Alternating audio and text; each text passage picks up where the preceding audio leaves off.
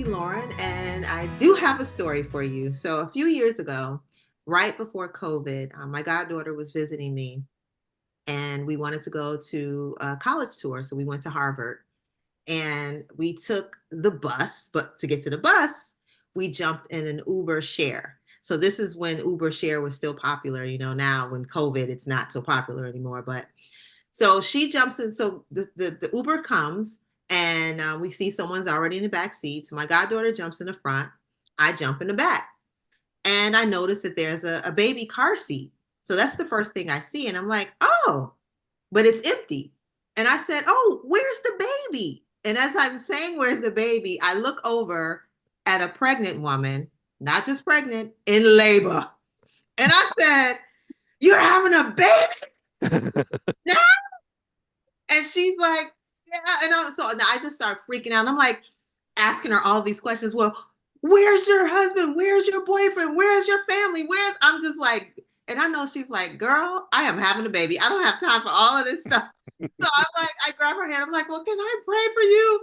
And she's like, sure. So she's squeezing my hand and I'm praying for her. And then I'm yelling at the driver, why do you have the pregnant woman in the car in a share? And he's just like, her doctor ordered an Uber, and back when Uber Share first started, Share was the default, right? So you pressed it and you didn't know. So her doctor didn't know that it was a Share.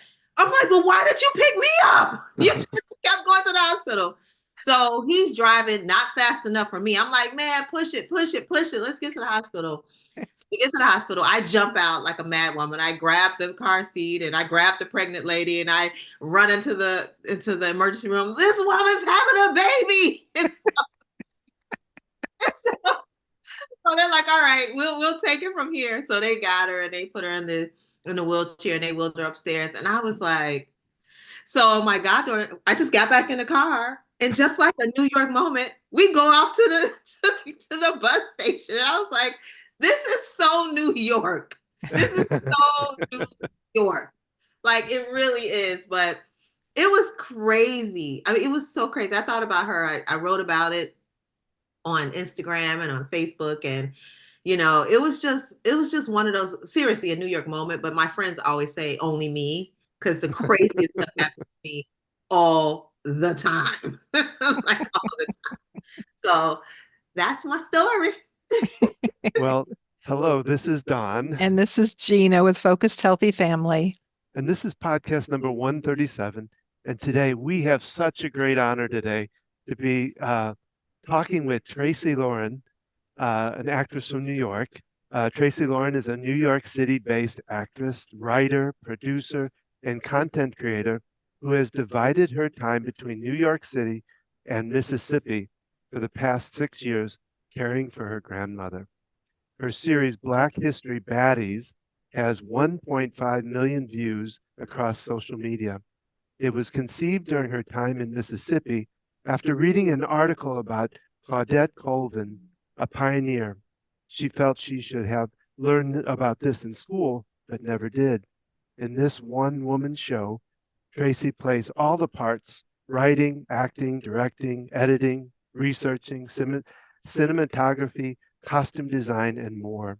She has also appeared in national TV ads for major brands like HBO, FedEx, AT&T, Arby's, and Sony. Tracee can share lessons from her last 6 years caregiving, including how she manages the day-to-day practices of self-care, embraces patients, and gets help. So, Tracee, welcome.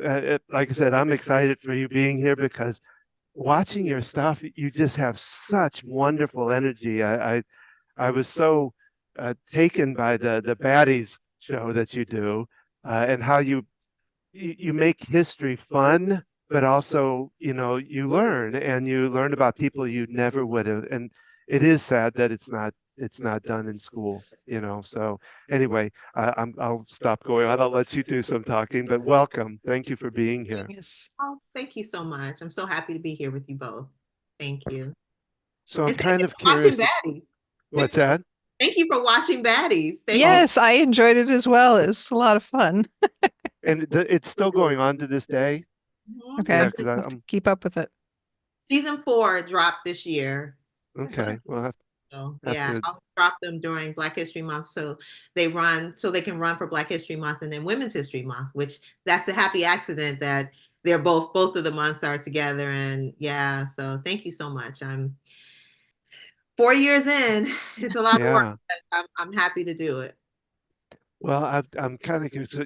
Of course, we work with the sandwich generation, with people that are dealing with an aging parent or a loved one, and you, of course, are doing that with your grandmother. You're 97, is that correct? 97 years old. 97. She turned Mm, 97 in June. wow. I'm kind of curious as to how you got into that, and how you became the caregiver for your grandmother. Sure. So my grandmother she stayed alone until she was 90. Mm, After my grandfather passed away, my cousin stayed with my grandmother, and then he graduated and went off and lived his life. And so my grandma stayed by herself for about 20 plus years, maybe 20 mm, years, maybe 18 years or so. And so she turned 90, and woohoo, for her 90th birthday, she fell. Oh mhm, my. That was her present to herself. She fell about 4 or 5 months after she had her 90th birthday. And she and we always talk in the morning, which we still do when I'm not there, talk to her every morning around the same time. And so she had called me and she sounded okay, but it was a little bit earlier than she normally calls. And so she said, well, I fell. And I said, okay. And so she tells me the whole story. She was taking out pulling the garbage out. She still took her own garbage down to the end of the road. In the country, you have to take your garbage to the end of the road and they come and pick it up and everything. So she would drive it down every Wednesday. And so she said she was pulling the garbage out and she lost her balance and she fell back and she slammed against the hot water tank. mhm, So subsequently, she broke a lot of bones in her ribs and she ended up with pneumonia and just all of this stuff. So her doctor was like, yeah, it's about time for you guys Miss Erling, her name is Erling. Miss Erling shouldn't be living by herself anymore. So my mom headed there first and she was on her way to Hong Kong. So she said, hey, can you come down a little early? Because I normally would spend the last month with my grandmother. So this was during December of 2017. And I said, sure. So I just closed up shop in New York and beat it to Mississippi. And I stayed with her initially for 9 months to help her heal and kind of get back on her feet, which she did. She had around the clock care, nurses, and a physical therapist. But my mom and I decided at that point, like, hey, well, this is what has to be done. So I stayed for 9 months, and then my mom came and gave me a break, and I came back to New York, and we did the 3 month thing for a while, and then my mom was like, 3 months is just a little crazy. So, because my mom has a business and a husband in the Chicago area, so Oh she said, my. "Why don't we do 6 months?" And so that's kind of how it started. So now we 6 months on, 6 months off. So wow. that's pretty much the beginnings of my caretaking for grandma. So how does it affect your career then? Because I mean, that's a lot of one traveling and then a lot of we know what it's like to take care of an aging loved one. We're in the process of that ourselves. How do you do all of that and still have that career a wonderful career like you do? That's a great question. It's challenging, of course. It would be false to say, "Oh, it's just a breeze," right? It's not a breeze. Caretaking is not a breeze. It's a labor of love, but it's not a breeze. There comes Mhm, I Black History Baddies actually is the one great thing, or one of the great things that came out of this caretaking. Because I was here in Mississippi, there in Mississippi, and I'm like, what am I gonna do in Mississippi for 6 months straight? I'm not auditioning in New York, and with virtual stuff you can audition, but then you still got to go and shoot it. So Mhm. I can audition, but I got to take off to California and New York to shoot it. And so that's really how Black History Baddies and my content creation was really born, because I said, hey, I have all this land here. I have just, it's open. I don't have to worry about people stealing my equipment. And I said, you need to start taking advantage of this, saying this to myself. Got to start taking advantage of what you have here. And so that's what I did. I had to teach myself how to edit because I didn't know how to edit. And I just started doing it, and this just opened my career up in another way that I Mhm. never thought was possible. And so while it's still difficult because I'm filming while I'm taking care of grandma and I'm having to do all this stuff, going to take a take, come back in and check on her, go out and do another take. And, so she gets a kick out of watching me out of the window. She'll say, "You're running back and forth." She just gets a kick out of it.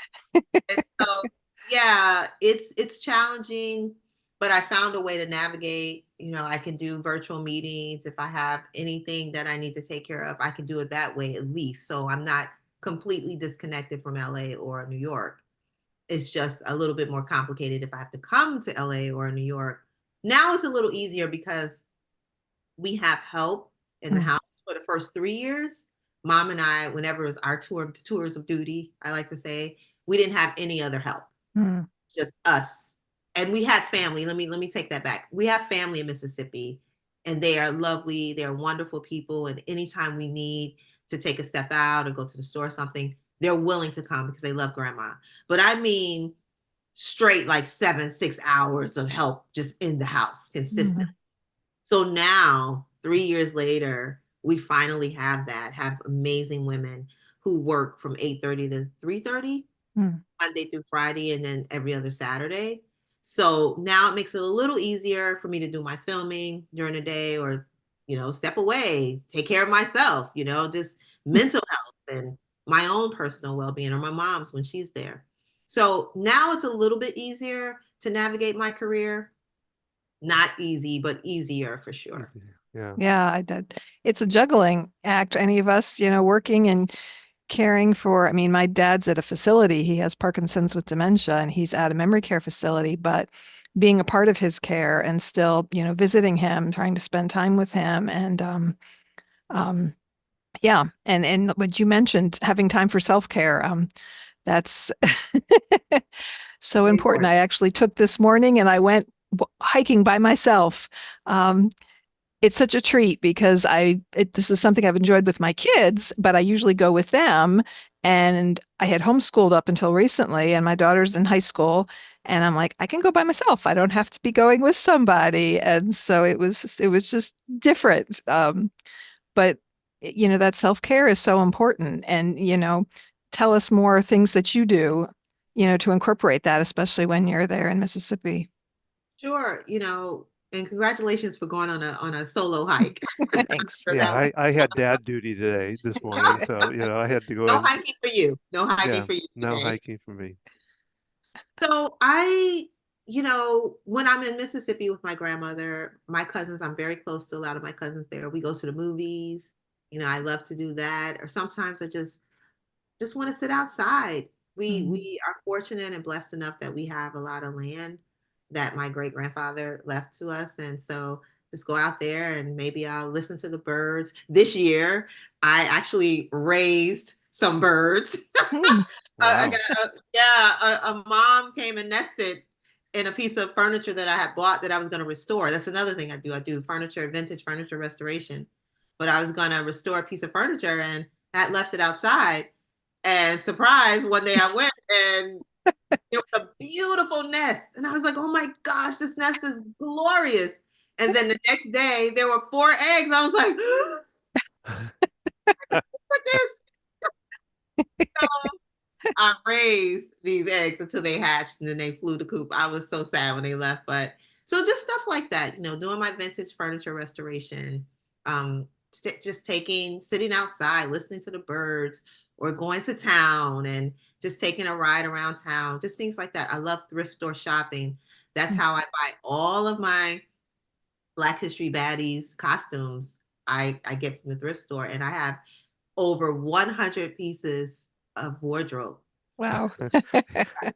I So, love some of it too. I love the fire, the one with the fire. I'm trying to think of the name of the person, but you had that thing that slid down over your hip. oh, Mary Williams. Yeah, that with the fire hat and all that stuff. Yeah. I got that from an auction, actually. I got. Ah. Oh, It's funny. I got that from an auction a year before Black History Baddies started. So I had never gone to. I don't know if you guys have ever done a live auction before, but I'm like, oh my god, I'm going to go to this auction, and it was another kind of vintage store that was going out of business. Sad. It was so amazing.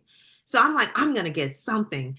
So I sat in this auction and they came up with these two fire hats. And I'm like, I'm gonna bid on these. I don't know when I'm ever gonna use them. I was doing content creation, so it's not like I wasn't doing anything, but I was like, I'm getting them. One is from the 80s, Okay. and one is from a little further back, maybe the 60s or something. And so I bid on them and brought them home. My grandma was like, what are you gonna do with those things? I don't know, but one day I'm gonna use them. And sure enough, a year later, I do research and I find the first Black woman to ever be a firefighter. And I'm like, I got a helmet. That's great. I love Already ready for it. Uh, I'm kind of curious as what part of Mississippi, because I lived in Jackson for about 3.5 years way back when. Okay, so it's a town, you know, Brookhaven at all? Yeah, I'm trying to, is that close to Jackson? It's between Jackson and New Orleans. Okay. Yeah. Yeah, I used to go to New Orleans. Well, I traveled, I was in business, so I traveled that route constantly going to New Orleans, all around Louisiana, Mississippi, Tennessee, and some of Alabama. So Okay, um, that's great. Mississippi was a great place. I liked it. There isn't as much to do there though, as I would imagine there is in New York. Just slightly different. I mean, just last night I was at an event for Audible, which was for Stevie Wonder, which yeah, Michelle Obama was there, and I'm like, Oh, and here's the thing: what I love about New York is that the stuff is random. Like you're sitting at home. What time is it now? It's like 1:30. 1:30, I can just be home, and by like 8 o'clock, I can be at some event because someone randomly said, "Hey, do you want to go to this event?" And that's what happened yesterday. My oh friend called wow. at 11 and she goes, do you want to go to like a swanky event? I was like, okay, do tell. And she's like, well, and Michelle Obama's going to be there. I was like, all right, I think I'll just get myself together and go to this little swanky. So, and it could just be anything, whether it's a Broadway show, anything can pop up and someone can say, hey, I have an extra ticket to a show. I saw The Wiz a couple of weeks ago. I saw Hell's Kitchen last week. Just all this great culture that you get in New York. And there's a way that you can get it and not have to spend the $200 or the $300 for an orchestra seat. I have a subscription for a theater program, and I get a lot of these orchestra street seats for like $42. Hmm. And that's the only stuff that you can get in New York. So Mm-hmm. that's the great thing about New York. But what I love, and I tell people this all the time, I grew up going to Mississippi, so it's not like this isn't new for me. My Mm-hmm. grandparents moved back to Mississippi when I was young, and so I spent all my summers there. So I'm used to it. But what I tell people is that I have the best of both worlds. I have the country girl stuff down, I have the city girl stuff down, and so I never feel like boxed into anything. When Mm-hmm. I'm tired of New York, I need a break. I go and hang out with grandma. I go to Mississippi. When I'm ready for culture, I come to New York. So they are different, but they are both amazing. Mhm. So yeah, I'm in New York. I can't just sit outside and not be bothered and hear birds and see the beautiful sunrise the way you can in Mississippi. So I can get that. I can get the quiet and the serenity. So they serve purposes, both of them for sure. Yeah. I mean, does it, I'm just am thinking here, and this may not be a right question, but is it hard to feel settled in any place when you're doing that much back and forth? And then, of course, also taking care of your grandmother. Does it feel hard to feel like you have a place that's yours or home or whatever? Thank you for asking that question. That is a great question because if I'm being honest, I do go through these weird it happens mostly when I leave Mississippi, though I have to be honest. When I come back to New York, I feel out of sorts sometimes and I feel a little depressed. Mhm. And I'm Mm-hmm. just like, okay, I gotta get reacclimated. And I'm tired because caretaking, I get up with grandma most days, between 5 and 6, depending on what's happening, to do her morning run, you know. And so when I get back to New York, I am beat. So Mm-hmm. the first month, I'm like, I'm sleeping a lot. And vice versa. When I leave New York and I get to Mississippi, I sleep a lot, and and I can't always sleep a lot because I have grandma. So yes, it is. You have to cram your life, especially in New York. I'm cramming 6 months. If you see my calendar of my friends, because my friends here, they're like family to me. People that want to hang out, my calendar is crazy. And it's like, oh, we haven't hung out yet. I'm like, I know. And when are we going to get together? And so that's hard because everything has to happen within this short amount of time, as opposed to have the whole year to like, yeah, we'll get together next month. Next month I might not be here. So yes, it's challenging in that way. And I'm always like, oh wow, it's already October. Oh man, I just have now I have October, and I just have, I usually leave Thanksgiving. And so Okay.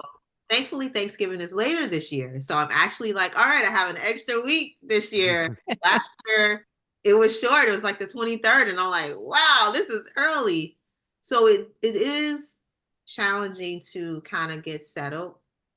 It is. I have to be honest, it is. And it takes me a minute but it's worth it because it's grandma. And I love my grandmother, and I like to say, we have been tied at the hip before I was even born. Oh.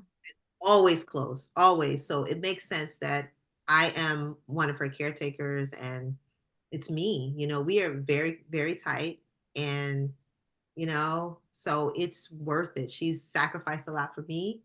So it's her time now. So whatever, all my little inconveniences and challenges, it's nothing compared to what I feel like is the blessing of being able to spend this much time with her at this stage in her life. I don't know if you guys saw Black History Baddies season 3, but she's actually interviewed in there. Okay. We'll We'll have to look into that. Yep. No, I think I was Awesome. catching it Yes. mostly on YouTube and different ones here and that kind of thing. So season 3, she's in it. And Wonderful. so just being able to do that kind of stuff, and to talk to her, and to get family stories, and to listen to her history. So it's worth whatever inconveniences that I have. And I'm sure my mother would agree, being able to take care of her mom at this stage of her life it's worth whatever we have to deal with in our lives. Did you want to say something, Gina? Go ahead. I'm just curious, when do you get time with your mom if you guys are juggling your schedule? Like that makes it harder for the two of you to spend time together. Sure. And it's so funny. My mom came last year because now we do have great people. Like I said, we have family members who will step in. And so she's like family to us. She stayed with my grandma for a week and let my mom come up to New York, because my mom loves New York, and she hadn't been able to do that because we've been doing this for about 7 years now.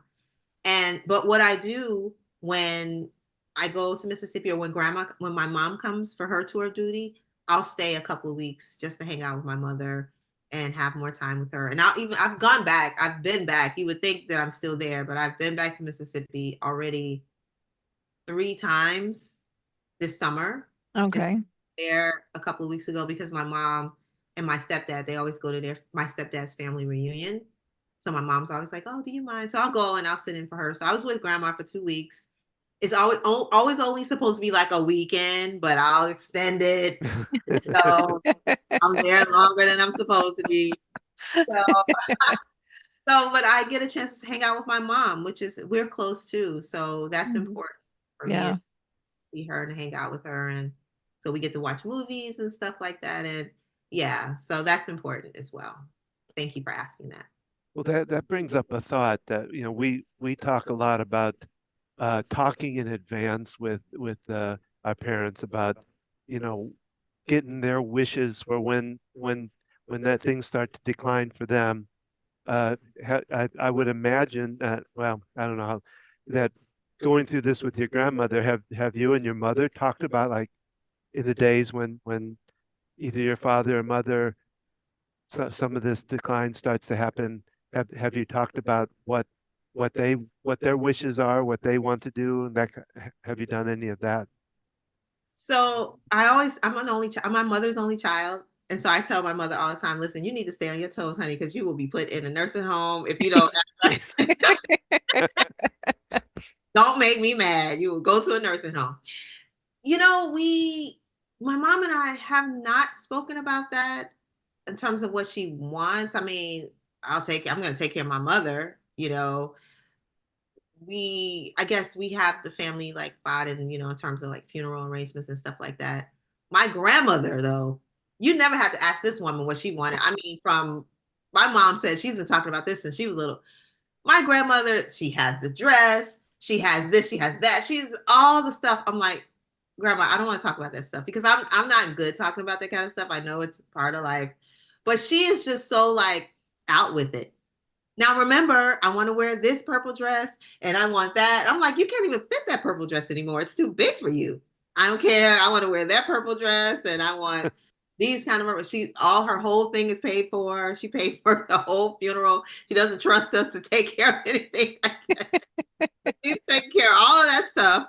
And she wants to be right by my grave. She bought her tombstone, all of that stuff. Like years ago, like Wow. 30 years ago. Wow. Yeah, she's something else. And so she's just like, that's the way she talks about it. My mom and I know I'm the only one, so I'm gonna take care of her. And so that's Yeah.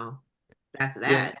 I guess it was the thought of, like, would she want to stay at home? Would Yes. she want to, or would she rather go to a facility, and do you know all the financial stuff that you need to know, and stuff like that. That's kind of Oh yeah. what we try to help people to start thinking about that, at least, because one of the things we talk about is we would rather have them involved with the decisions versus to a point when they can't make that decision for themselves. So that's why we tend to advocate to talk early about, and not just funeral arrangements, but if you're incapable of or incapacitated or something, what would you want us to do? Who would you want to do this? All of that kind of stuff. So just something to think about for yourself, um, so that it makes it a little easier.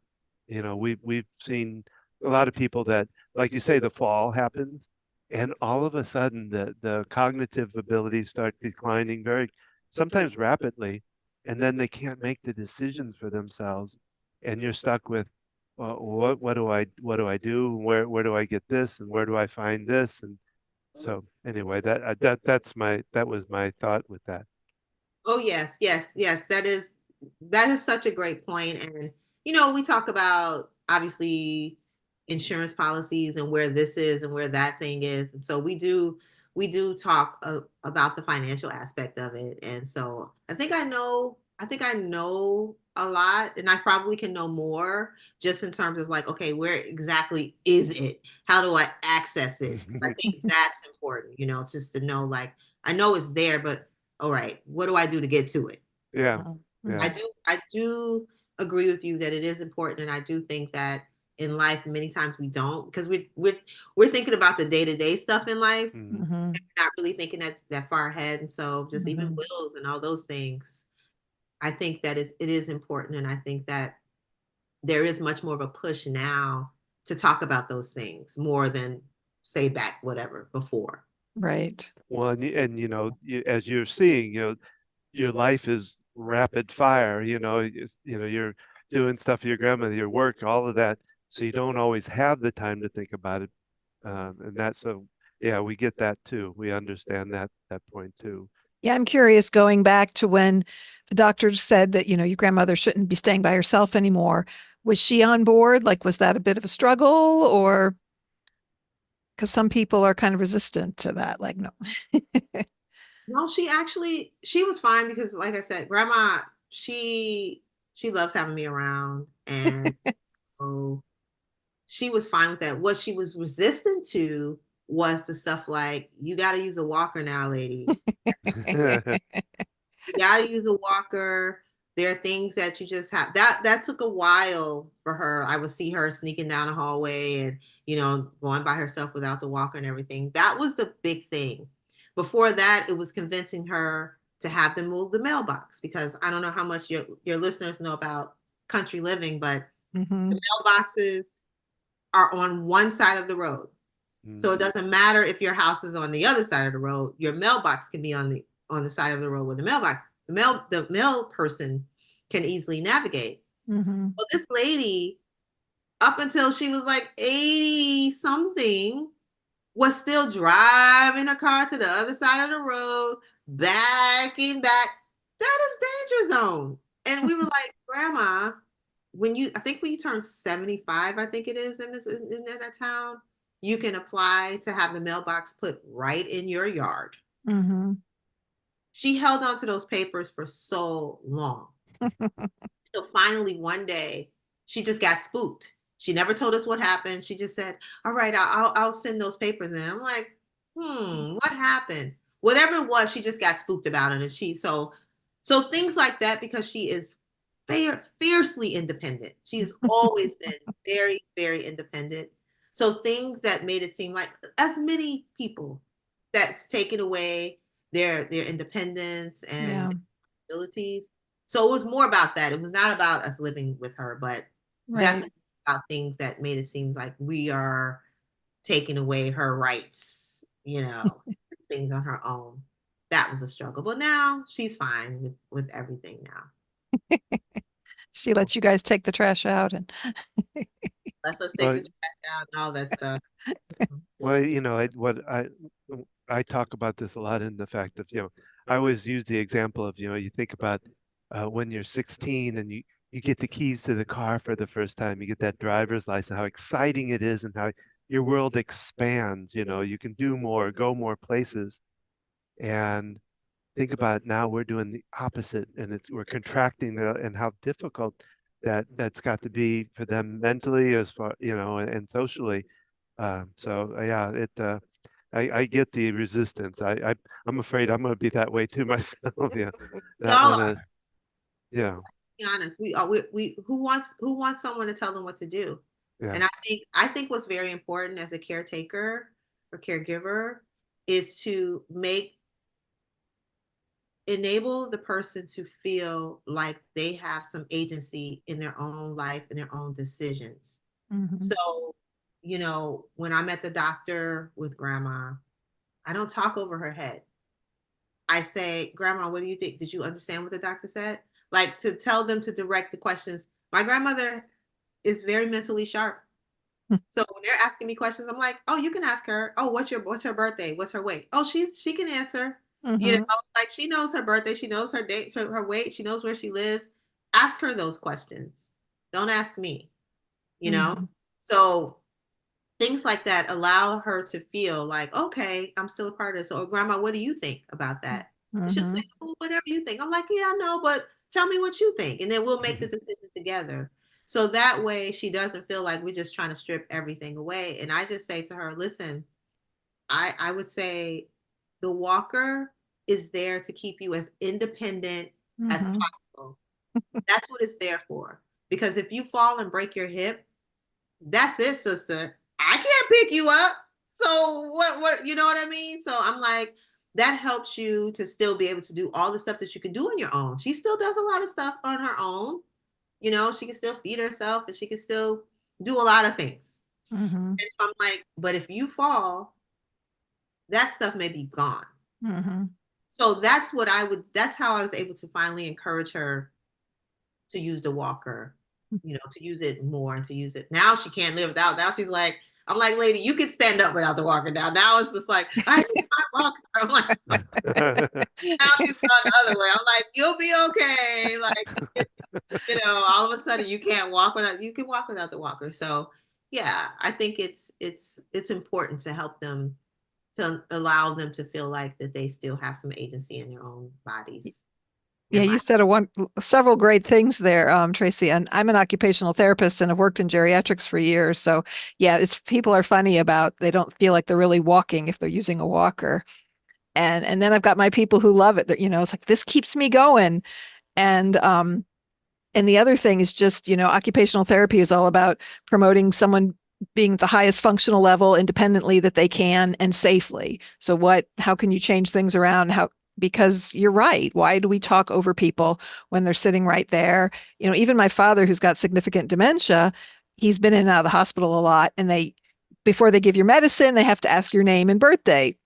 And he can still spit that out. He says his name, he spells his name. And it is important no matter what someone's cognitive state is to include them, that they're still a person. And I think it can be easy to just kind of take over. And then you wonder why you get resistance. And you might get resistance about things that don't really feel connected, but they want that sense of control, just like a young child. They want to feel independent. They want to feel like there's something that they can do. And it just, yeah, it makes it so much easier when you work with them. And it sounds like you guys are doing an amazing job. And she does sound like an awesome, fiery, independent woman.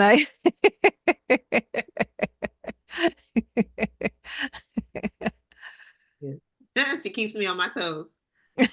Well, and and thinking about that, Tracee, is there anything that Gina could answer? She's been in that field for 30 plus years. Is there anything that you need help in, or something that she could answer for you about Or what you're what going things through? have you had the most challenges with? Yeah, maybe. Or Um, Sometimes I think she's in recent history, like in the last couple of months, she's stuck on this. Well, I'm almost 100, so everything's almost 100. So sometimes she thinks she shouldn't do things. Like she was very resistant to this last round of physical therapy, and Mhm. and usually she loves the physical therapy. She loves to see Scott coming in. So all of a sudden she was like, "No, I'm almost 100. What do you guys think I'm gonna?" And we were like, "Okay, where's this coming from?" Eventually she was okay with it, Mhm. but she's been resistant to some things lately, doing things. And then some days she's fine, like getting up off of the couch. Sometimes she wants lots of help. Mhm. And some days she's like, "Oh, I got it." And I'm just, so I guess we just try to fill her out and see what's going on. Some days she pops up off of the bed, pops up, and some days she's like, "Oh, woe is me, I can barely make it." And I'm just like, okay. So I guess it's just, should we just go along with, just kind of fill her out and see where she is in that moment? Is that what you would suggest? Yeah, I mean, and that, I work at a facility that there's independent living, assisted living, all these different levels. And, I work with a lot of people in their mid, late 90s and 100.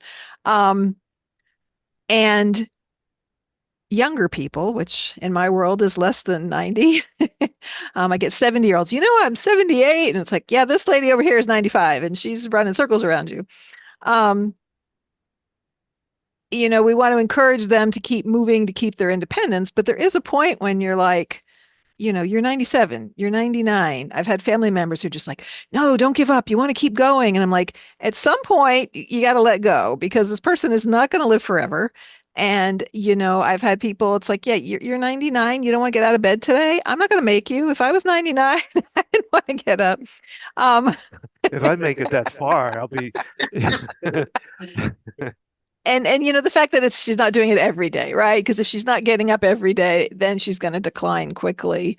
Um, And it's because she sounds like she's got, all her wits about her that, she's got enough sense to, when she's able to do things that she does. But I'd be curious to have a conversation with her about, why now all of a sudden at 97, like, it's like what's the thought process going on there that, I had to tell someone recently, research shows it doesn't matter your age, you can always improve muscle strength, and they kind of laugh at me. And I'm like, it's true. Um, Well, how old was like her mother or father when they passed? So her mom sadly passed younger. She was probably like maybe late 50s. She had a heart, I oh, think she had a heart attack. My oh, Oh, okay. grandmother has heart condition too. Hmm. Her dad lived until he was 88, I believe. Okay. I don't so remember why he passed away. So my grandmother is the oldest. She's the last sibling left, last one of her family. Okay. So she's living the longest, and she is really, I want to say, resilient. Hmm. She loves life, and so obviously I always check in with her and say, "Hey, how's you doing? How's it going?" And are you still having fun? In that way. Or when she starts being mopey, I say, "So you ready to check out? Should we be planning your funeral?" No, no, no. I'm like, okay. just kind of, some of it is tongue in cheek, but some of it's serious. Like when she starts to like really be mopey and stuff. Mm-hmm. So I just want to see what's going on with you. But she really does love life, and she loves to make plans, little plans, whether it's to get her hair done or, oh, I really wish you would get somebody to come and push these bushes back and things like that. So she still cares about landscaping and just all that kind of stuff. Mm-hmm.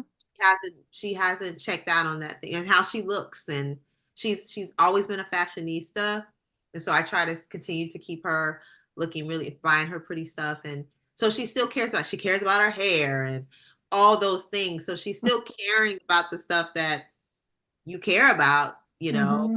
she Mm-hmm. still cares about that kind of stuff, and she does her puzzles and her what do you call it, word finds, that's her thing. Okay. Buy her those for her birthday and stuff, and she writes in the dates and how long it takes her to do them. Oh, wow. Yeah, so she'll be like, "Oh, I did this one. I started on, September 30th, and I finished it on October 1st." Or so that's her thing.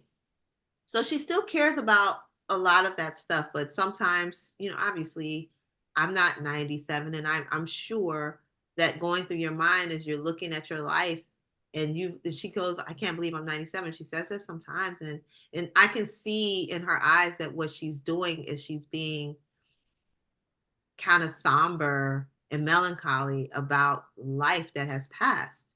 And Mm-hmm. then what does that mean? I'm 97. How much longer am I going to be here? And so I see that. So I'm sensitive to that kind of thing. She's always been a hypochondriac. So we have to kind of differentiate what's her being a hypochondriac and what's her really being not feeling well. Mm-hmm. Usually that's when she's not talking. When she shuts up, because she's very loquacious, she's not feeling well. Other times I'm just like, all right, lady, we're going through this again. Well, today I thought was the day the Fred Sanford. I thought this is the day that I was gonna die. Coming to see you, Elizabeth. He pulls the Fred Sanford every day, So it's just like, okay, your doctor just told you yesterday, literally, her doctor just said last week that her heart looked great, that she was, I mean, he can't believe that her heart has actually gotten better than when she had the surgery and stuff. So she Mm-hmm. got great reports, so I just think that obviously none of us are going to live forever, but she likes the attention, and it's also just partly, hey, how much longer am I going to be here? Mm-hmm. So It for sounds now, mhm, yeah. well. It sounds like she might have kind of a mindset of that 100 is the end, or that since nobody else has reached that, that's her reach. And I may be just talking to her about, hey, you could go to 105. There are people out there 110. And so maybe giving her that kind of hope. I don't know, but it sounds like she's kind of got locked into this idea that if she reaches 100, she's lucky, kind of thing. So I I don't mean, know. that is Her kind of a doctor big, told her she was going to go past 100, but he doesn't know. He's not God. No one knows what's going to happen. But right. I think that for some reason she just all of a sudden started being, I'm almost 100 years old. And so it's just like, okay. For the past year she's been doing that. I'm almost 100. It's kind of become her thing to gets her out of things. Well, Tracee, this has been just a wonderful conversation, and again, so happy that you joined us. If you would, for the audience, tell them how they can find the Back History Baddies, where they can find it. I'll also put it up on the description. But tell us a little bit about that, how they can find it, what other things you might be working on that we can look forward to too. Mm-hmm. Sure. Thank you for asking. So I can be found on all social media platforms, Instagram, TikTok, YouTube, at Tracee Loran. That's Tracee Loran, Loran. Also my website, traceeloran.com. You can see all of the baddies there. You can see all of the baddies on YouTube. You can see all of the baddies everywhere. The baddies are everywhere right now. All over the place. And so currently my producing partner, Stacey Holman, and I are working on a series called Queen of the Yard. We're going to have a Queen of the Yard podcast coming out. Oh, okay. Remember, but this series is about the HBCU Campus Queen competition that is over 100 years old, the tradition. And so our series is going to be a scripted series about that, but the podcast is going to be more docu-style. Okay. So we're really excited about that coming out, and I just have a lot of other things. I've been featured in Authority magazine that just came out yesterday, so you guys can check that out. And so many wonderful things. I'm really excited about the things that are going on. I'm excited about where life is headed and where my career is headed, and also that I have an amazing publicist, Jessica Masuga, and she's one of the reasons that I'm talking to you guys today. And then so many other things have been going on, so I'm excited. But I'm really excited about continuing the journey with my grandmother and just getting to learn more and more and more about her life story. And I encourage all of your listeners that if you are a caretaker, caregiver, especially for one that is an elder, as much as you can, record them, talk to them, ask questions. You know, it doesn't have to be anything formal. For my grandmother, I just turn my phone on and just let her talk. Get those stories, take those pictures, whatever you can to really document these memories, because it is really special to be a caregiver to someone, especially someone who has lived such a long, rich life. So I would encourage you all to do that. Well, again, thank you for being part of this, Tracee. We really appreciate it. We'd love, just the stories you've told, and just that you're taking this time to, not only take care of your grandmother, but be there with her, and juggling that with your busy New York life. Because it is so special. It is important. I've moved my parents close to me in the past several months. And so they're like around the corner close. And just knowing that I have this time, it makes a difference. So special. So special. Thank you so much for being here and joining us. And we'll have to check out your upcoming podcast, and we'll definitely enjoy finding all the other baddies because they are a lot of fun, and we'll share links to all of that. So thank you for joining us today. If you've enjoyed this podcast, please be sure to leave comments. Please pass it on and share it with other people, and subscribe. You can also find Don and I at Focused Healthy Family and see the other work that we've done, the other podcasts we've done, the Ask the OT that we've been doing a couple times a month, where you can come on live or send questions ahead of time to just discuss caring for aging parents and answering some questions that you might have, or talking about different challenges. Check out Don and his EFT tapping work that he does. We've talked about self-care and how important that is to care for ourselves when we're caring for other people. And you can find all of this at focusedhealthyfamily.com. We'll share links for Tracee Loran so you can learn more about her. Find us on Facebook, Instagram, YouTube, and join us for each Thursday when we air our new podcast. And remember, how you speak to your children and your family today shapes their future and yours.